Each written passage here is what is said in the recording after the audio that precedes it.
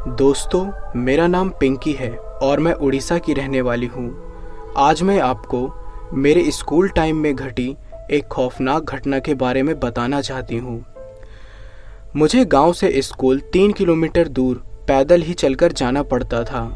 तो एक दिन की बात है, उस समय ठंड का मौसम था और उस समय हमारा स्कूल एकदम सुबह सुबह ही होता था। उस दिन शनिवार का दिन था, तो मैं अपनी सहेली के साथ सुबह 5 बजे घर से निकल गई और हम दोनों तकरीबन 6:30 बजे तक स्कूल पहुंच गए थे। लेकिन जब हम वहां गए तो वहां कोई भी नज़र नहीं आ रहा था। लेकिन स्कूल को खुलने में अभी 10 से 15 मिनट बाकी था और हमारे स्कूल का जो बाउंड्री था वो ज़्यादा ऊंचा नहीं था। तो मैं और मेरी सहेली हम दोनों बाउंड्री डांक कर स्कूल के अंदर चले गए। फिर जिस क्लास में हम पढ़ते थे उसी के जस्ट बगल में एक दूसरी क्लास थी जहाँ का दरवाज़ा हमेशा बंद रहता था। लेकिन जब हम वहाँ पहुँचे तो दरवाज़ा खुला हुआ था। तो हम दोनों आपस में बातें करने लगे कि यार ये तो हमेशा बंद रहता है, लेकिन आज ये किसने खोल दिया। तो हम लोग बोले कि यार चलो देखते हैं, चल के अंदर की क्या है आखिर। जब हम लोग अंदर गए तो वहाँ की सारी चीज़ें टूटी फूटी हुई पड़ी थी। फिर हम लोग थोड़ा और अंदर गए तो जहाँ पर सारी चीज़ें टूटी हुई रखी थी वहीं से एक औरत की रोने की आवाज़ आ रही थी। हम लोगों ने कहा यार ये किसकी आवाज़ है। हम लोगों को अब थोड़ा थोड़ा डर लग रहा था। तो हम लोग जैसे ही वापस बाहर निकलने को हुए तभी पीछे से एक आवाज़ आई, बच्चों सुनो, बच्चों सुनो ना। हम दोनों जैसे ही पीछे मुड़कर देखे तो वहाँ एक औरत लाल साड़ी में अपने बाल बिखेरे हुए हमारी तरफ ही देख रही थी। आप लोग यकीन नहीं करेंगे, हम दोनों सहेलियों की हालत इतनी खराब हो गई थी कि पूछो मत। फिर हम लोगों के अंदर जितनी ताकत थी उतनी जोर लगाकर उस स्कूल से बाहर निकले और बाउंड्री को जल्दी पार करने के चक्कर में हम दोनों के हाथ पैर बुरी तरीके से छिल चुके थे और फिर हम दोनों अपने घर भागते हुए पहुंचे। कुछ दिनों तक तो हम दोनों बिल्कुल बीमार रहे। जब मैं स्कूल दोबारा गई तो मेरी कुछ सहेलियों ने बताया कि कई साल पहले यहाँ एक टीचर थी जो बच्चों को काफ़ी अच्छा पढ़ाती थी, जिससे सारे बच्चे उन्हीं से पढ़ते थे। लेकिन बाकी टीचरों को उनसे जलन होने लगी और एक दिन उन्हें लंच ब्रेक में उनके टिफ़िन में जहर मिलाकर उन्हें मार दिया और उनकी लाश को उसी रूम में फेंक दिया, जिसके कारण आज भी उन टीचर की आत्मा वहीं भटकती है। प्रतीक अपनी बीवी से कहता है, सुनो अनु, आज मेरा मित्र आशीष अपनी पत्नी के साथ आने वाला है, तो जरा खाने में कुछ अच्छा सा बना लेना। अच्छा ठीक है, लेकिन आपके दोस्त कितने बजे आएंगे? वही दोपहर के 12 बजे तक।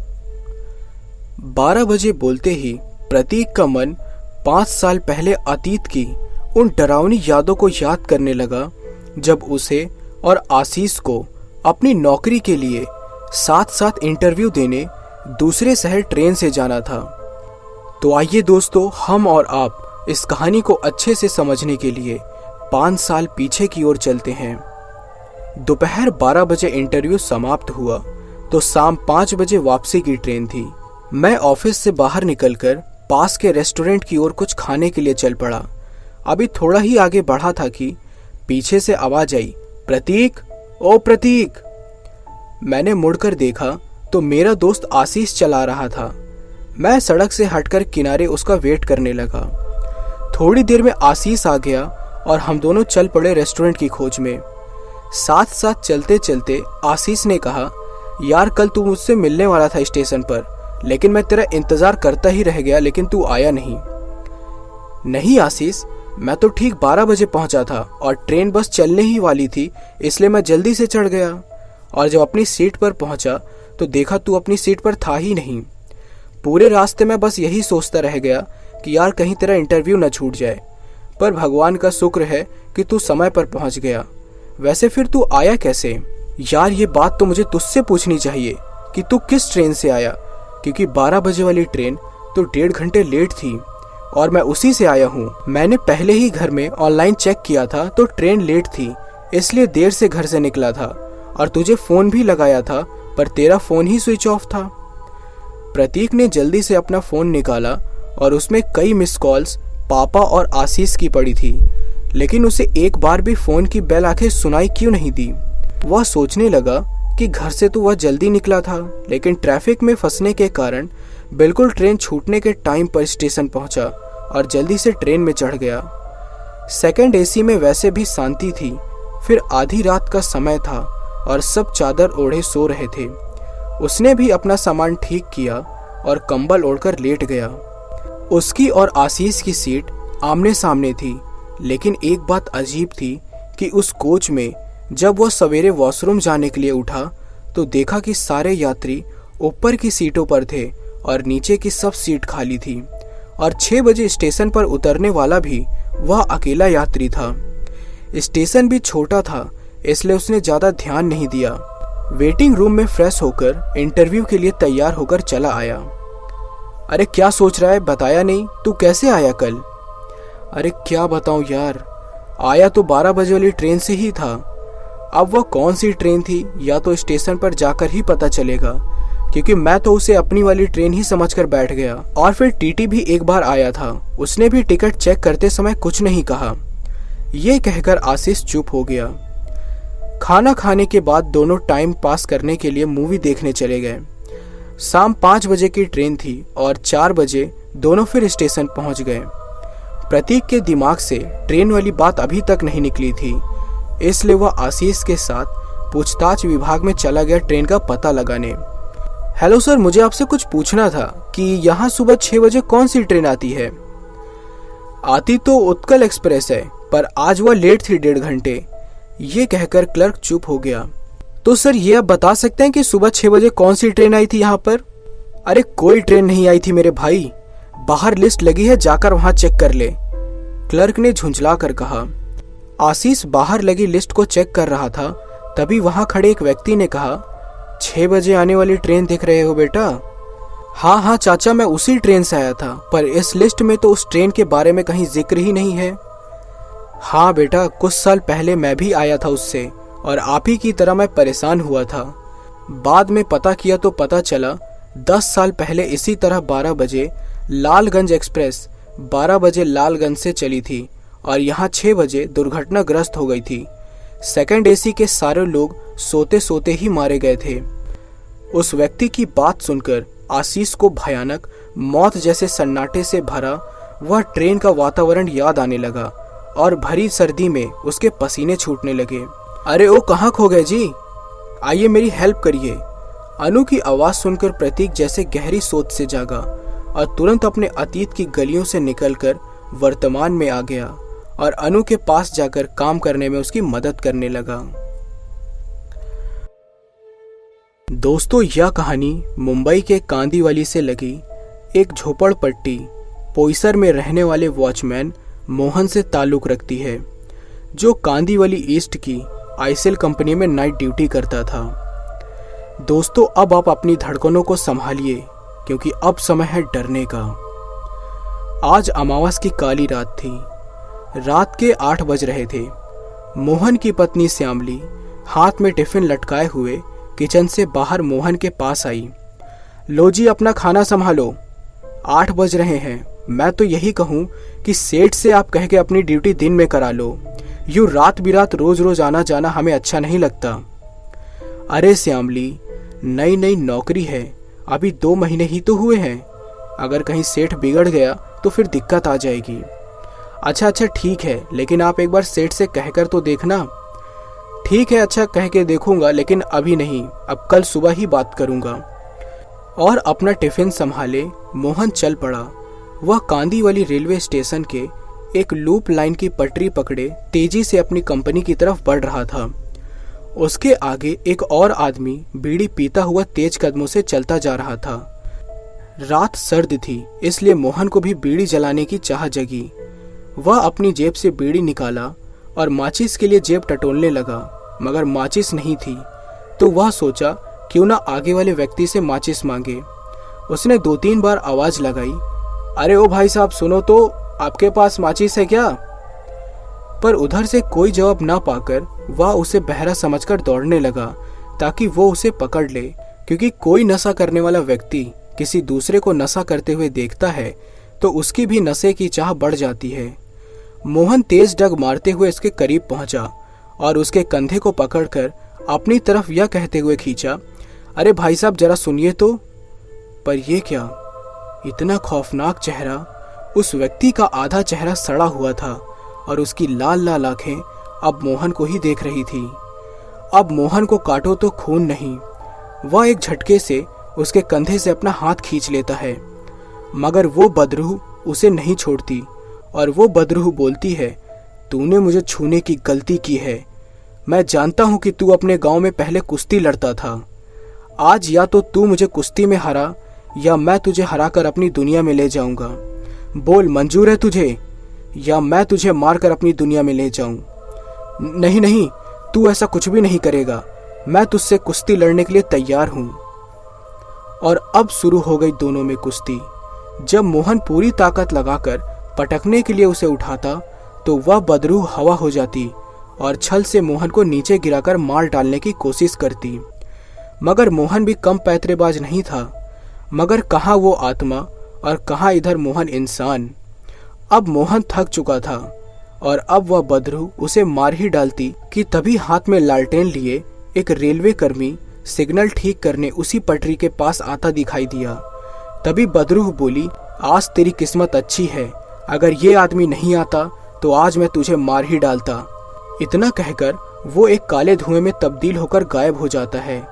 मोहन तेज सांस लेते हुए थका हारा पटरी के बीच धम्म से बैठ गया। अरे क्या हुआ भाई, पटरी के बीच इस तरह क्यों बैठे हो? रेलवे कर्मी बोला। कुछ नहीं भाई, बस यूं ही थकान सी महसूस हुई और बैठ गया। ठीक है, अब मैं चलता हूँ। मोहन हिम्मत करके उठा और अपनी टिफिन संभाला और चल दिया अपनी कंपनी की तरफ। उधर दिन में ड्यूटी करने वाला दुर्जन घबराया हुआ उसका इंतजार कर रहा था। दुर्जन अधेड़ उम्र का व्यक्ति था।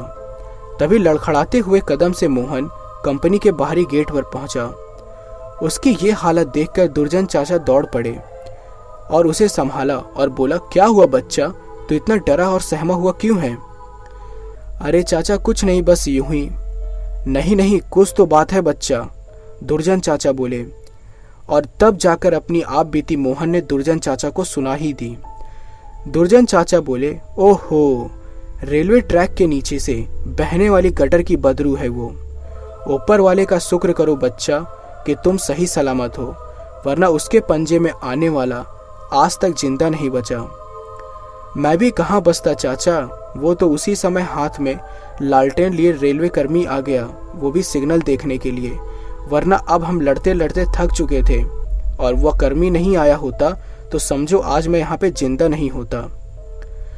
ऐसा करो, सेठ से थोड़ी मिन्नत करके दिन की ड्यूटी ले लो, क्योंकि एक बार लिपट जाने के बाद बदरूहें अपने शिकार को जिंदा नहीं छोड़ती।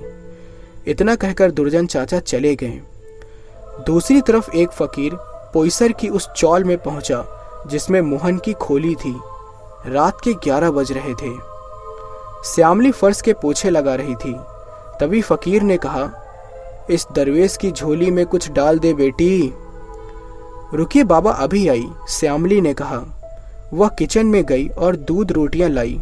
फकीर अभी दूध रोटियां लेने के लिए अपना पात्र आगे बढ़ा ही रहा था कि श्यामली के हाथ में जो दूध था उसमें 2 परछाई फकीर ने देखा, जिसमें दोनों एक दूसरे से भिड़े हुए हैं। या खुदा, इन नेक बंदों की हिफाजत कर, फकीर ने कहा। क्या है बाबा, मेरे खाने में कुछ कमी है क्या? श्यामली बोली। अरे नहीं बेटी, खाने में कोई कमी नहीं है। मैं देख रहा हूँ कि तेरे शौहर की जान खतरे में है और उसका सामना एक बदरूह से हो चला है। वह अभी तो बच गया, पर वह कमजात बदरूह उसे आज की रात जिंदा नहीं छोड़ेगी। अब खाना रहने दे बेटी। मैंने खा लिया। चल बता मुझे, तेरा शौहर कहाँ और किस कंपनी में रहता है? श्यामली ने रूम का बाहरी दरवाजा बंद किया और फकीर के साथ चल दी। उधर मोहन अपना डंडा लिए कुर्सी पर बैठा पहरे दे रहा था। तभी कंपनी का बाहरी गेट इतना जोर से खड़खड़ाया जैसे लगा कोई गेट को उखाड़ फेंकना चाहता हो। वह कुर्सी छोड़कर खड़ा हो जाता है, फिर सब कुछ अचानक शांत हो जाता है।